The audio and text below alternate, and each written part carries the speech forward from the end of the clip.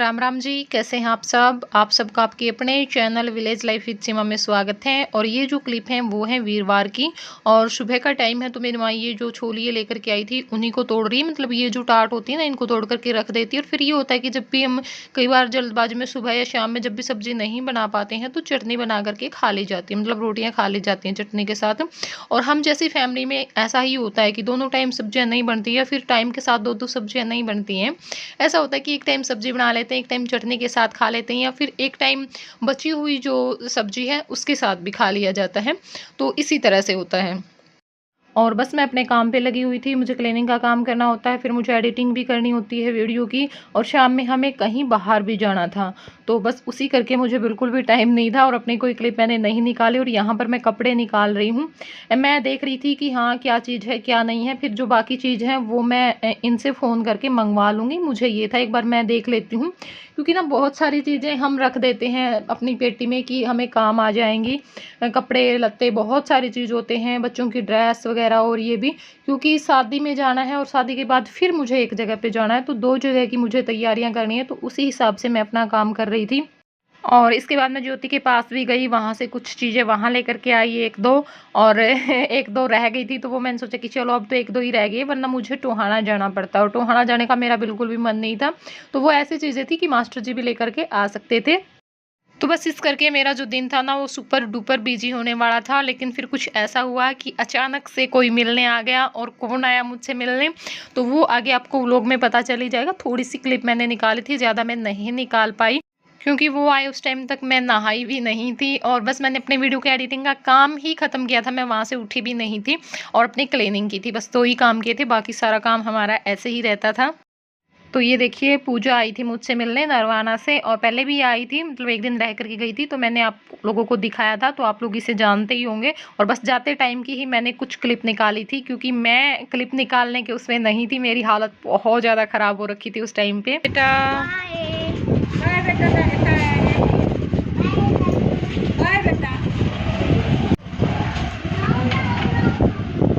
तो ये जो क्लिप है वो है शुक्रवार की। और कल हमें शादी में जाना था, नहीं जा पाए। बस पूजा आ गई अचानक से, मतलब हमें पता नहीं था। अगर पता होता तो फिर भी मैं अपने हिसाब से तैयारियां करके रखती। तो फिर पूरा ही दिन लगा, मतलब सुबह में आ गए थे वो जल्दी, इतना लेट नहीं हुए थे।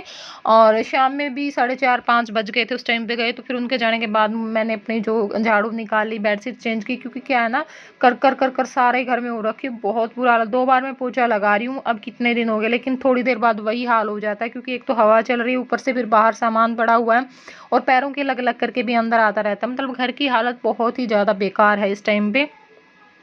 तो वो अपना ही काम किए। फिर मैंने बच्चों के कपड़े धो करके सुखाए। वैसे तो मैंने धो दिए थे कपड़े कल, लेकिन बच्चे हैं डाल लेते हैं, जो नहीं डाले होते वो भी डाल करके खड़े हो जाते हैं, खासकर से जय। तो उनके कपड़े धो करके सुखाए और फिर प्रेस के काम पर मैं लग गई थी। हाँ सच में मैं नहाई भी, क्योंकि मैं पूरा दिन नहाई भी नहीं थी।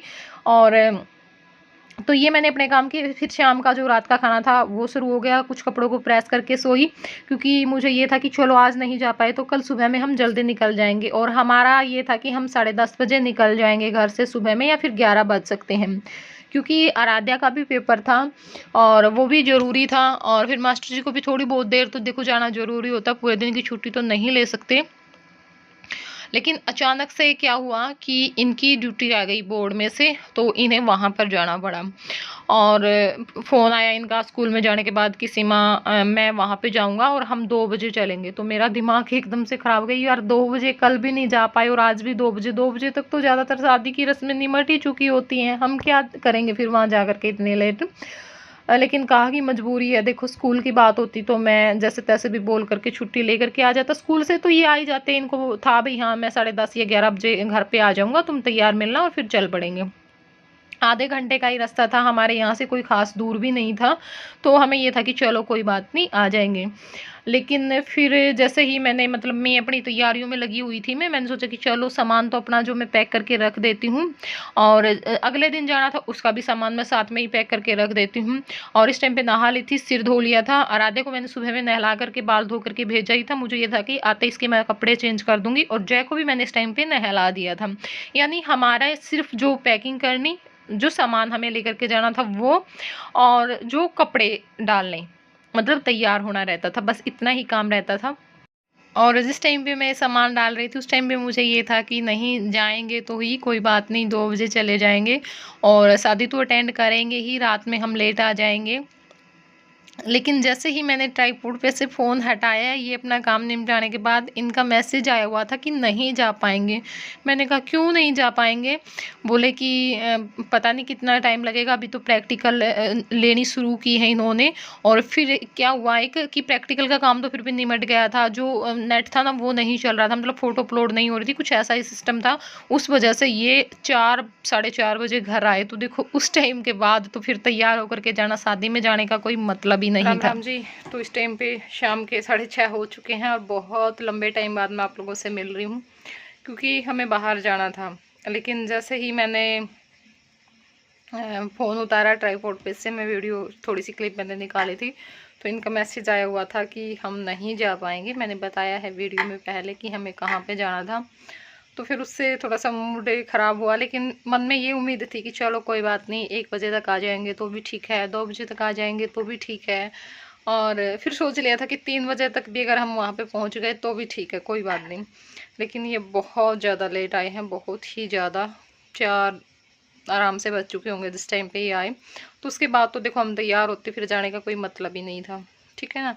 तो उस करके मूड बहुत ज़्यादा ख़राब हो गया, क्योंकि होता है अगर हम किसी रिश्तेदारी में जाते तो शायद मुझे इतना फील नहीं होता जितना वहाँ के लिए हुआ। और आदमी आदमी देखा जाता है, बहुत ज़्यादा उन्होंने हमारे पास फ़ोन किए, कल भी किया, परसों भी किया, पहले भी 2-3 बार कर चुके हैं, कार्ड भी भेजा।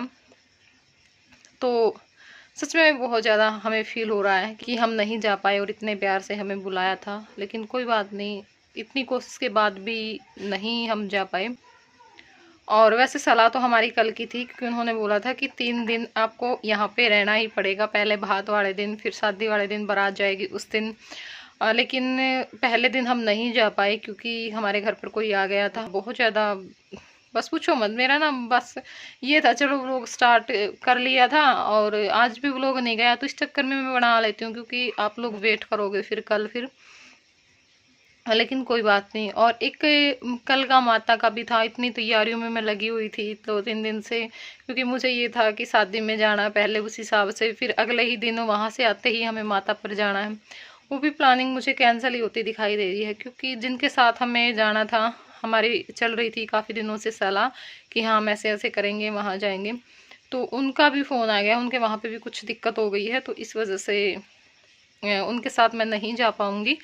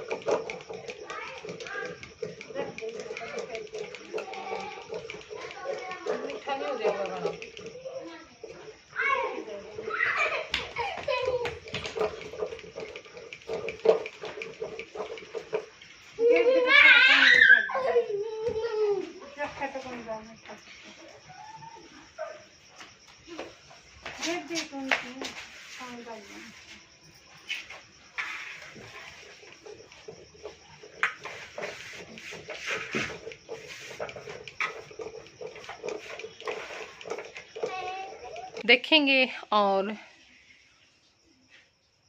कल जाएंगे या फिर 2-3 दिन बाद सलाह होगी, क्योंकि इनको ये है कि भीड़ ज़्यादा होगी इस टाइम पे, इतने घंटे लाइन में खड़ा रहना पड़ेगा ये वो। तो उस हिसाब से फिर देखेंगे, शायद 3-4 दिन बाद भी हमारी जो सलाह है ना वो हो सकती है। ठीक है ना। और जो यहाँ पे जो माता दुगेगी वैसे तो 4 तारीख की भी कर रखी है, किसी ने 3 तारीख की कर रखी है। तो हमारे यहाँ पे कल लगेगी, मतलब आज रात के 12 बजे के बाद जो धोख है ना वो लगनी शुरू हो जाएगी, जब पे हम जाते हैं कालवन। और यहाँ पर गांव में भी लगाते हैं कुछ लोग जो कालवन नहीं जा पाते हैं वो।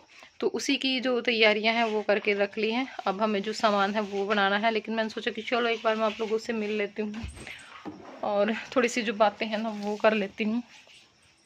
तो यहाँ पे मेरी माँ ने दूध रख दिया था खीर बनाने के लिए और उबल चुका है, मतलब उसमें उबाल आ चुका है। तो चावल भी धो लिए हैं और अब जो चावल हैं वो भी डाल दिए हैं। तो हमारी खीर बन जाएगी और खीर बनने के बाद हम अपना जो पूड़े बनाने का काम है वो भी कर लेंगे, क्योंकि अभी टाइम था। तो देखिए जो खीर है वो बन चुकी है और वहाँ पर मेरी माँ ने जो घी है वो गर्म होने के लिए रख दिया है, क्योंकि आँच थी। और चूल्हा भी मैंने जला लिया है और जो आटा है वो भी छान लिया है, मतलब पूड़े बनाने के लिए। क्योंकि जो खीर और पूड़े हैं ना वो बनाए जाते हैं उनसे धोख लगती है, लेकिन कई जगह पे मीठे चावलों से भी धोख लगती है। गुड़ के जो मीठे चावल है ना वो बना लिए जाते हैं, लेकिन हमारे यहाँ पे खीरे खीरे बोल रही हूँ खीर और पूड़े से धोख लगती है। तो बस अब जो आटा है वो मेरी माँ ने घोल लिया था और अब जो पूड़े हैं वो भी बना लेंगी। और जो माता है उसके जो पूड़े हैं, मतलब पूड़े उतारते हैं, कितने उतारे थे मेरी माँ ने, और 7 पूड़ी उतारी थी। तो वो घी के, मतलब देसी घी में बनाते हैं और बाकी जो परिवार खाता है वो तेल में बना लेते हैं। तो इसी तरह से बनाए थे, पहले माता के बना करके रख दिए थे घी में और फिर हमारे बाद में तेल के बना लिए थे। तो आज का खाना भी यही था, खीर और पूड़े। बाकी रोटियां वगैरह सब्जी हमने कुछ नहीं बनाई, अचार के साथ पूड़े खा लिए थे और खीर खा ली थी। और अब की बार सिर्फ हमने गांव में ही धोख लगाई है, कालवन हम नहीं गए, क्योंकि ज़रूरी नहीं होता वहाँ हर बार जाना। जैसे मतलब बच्चा होता है ना उसके बाल उतरवाने के लिए तो जाते हैं। अगर मतलब बच्चे की जो जेठी पहली जो मतलब माता बैसुड़े होते हैं वहाँ उस टाइम पे तो जाना ज़रूरी है, लेकिन हर बार जाना ज़रूरी नहीं होता। गाँव में भी धोख लगा लेती, तो मेरी माँ गाँव में ही लगा करके आई थी।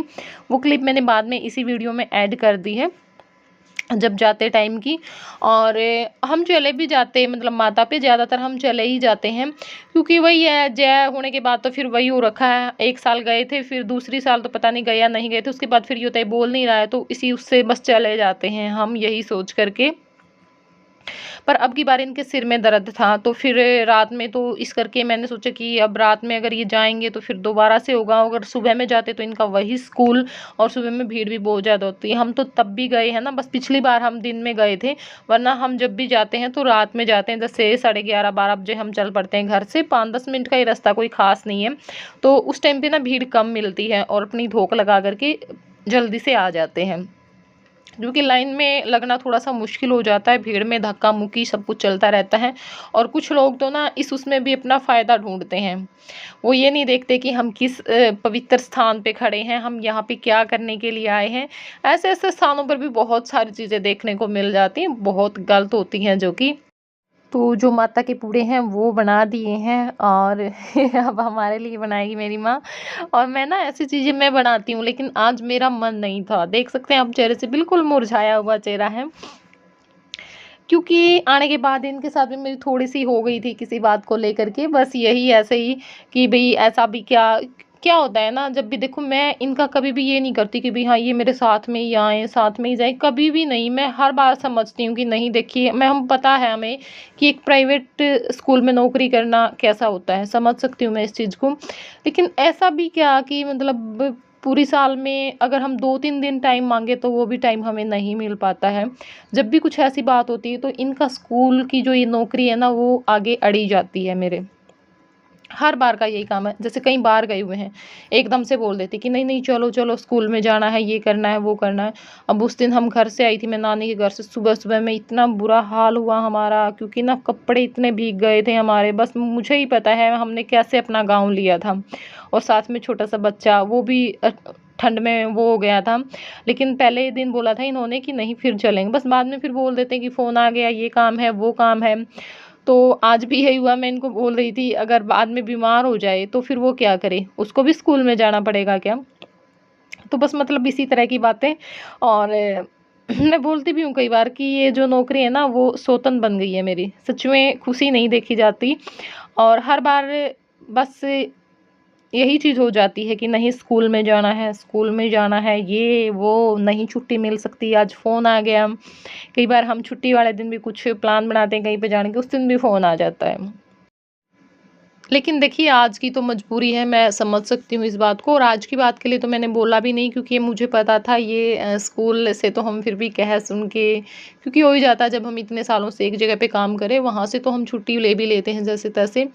लेकिन कोई बात नहीं, ये भी होना था, ये काम भी आज ही आना था। और इनको मेरे से भी ज़्यादा फ़ील हो रहा था इस चीज़ के लिए, मुझे बोल रहे थे कि सीमा मेरे सिर में दर्द हो गया है ये सोच-सोच करके, कि एकदम से पता चला, अगर पहले पता होता तो मैं कल तुम्हें छोड़ कर के आ जाता, मैं नहीं भी जा पाता। फिर वही हुआ, भरोसे-भरोसे में हम रह गए, वरना फिर मैं बस में भी चली जाती, कोई इतना दूर लंबा रास्ता नहीं था। लेकिन वही हुआ ना, कोई बात नहीं, आ जाएँगे, इसी चक्कर में बस रह गए। चलिए कोई बात नहीं, होती रहती हैं ऐसी बातें। और आप लोग पूड़े खा लीजिए गरमा-गरम। दुद्धू तो पी लेंदा, दुद्धू ए गीतू किन जावा है।